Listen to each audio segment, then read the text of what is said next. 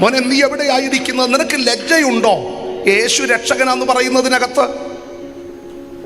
ലജ്ജയുണ്ടോ യേശു കർത്താവാന്ന് പറയുന്നതിനകത്ത്? അലസന്മാരെ ഒരെണ്ണത്തെ തമ്പുരാന് വേണ്ട. മടിയന്മാരെ ഒരാളെ പരിശുദ്ധാത്മാവിന് ഉപയോഗിക്കാൻ പറ്റില്ല.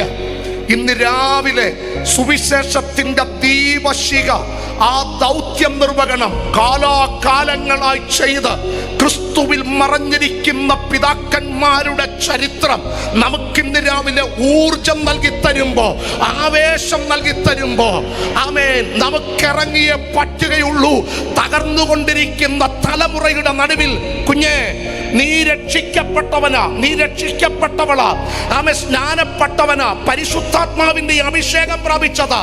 4 ഭിത്തിക്കകത്തകടങ്ങുന്ന ഒരു സഭാഹോളിനകത്ത പാട്ടും പ്രാർത്ഥനയും, ആമേൻ, സാക്ഷ്യവും പ്രഭാഷണങ്ങളും ആശീർവാദങ്ങളും മാത്രമല്ല നിന്റെ ജീവിതത്തിന്റെ ആത്യന്തിക ലക്ഷ്യം.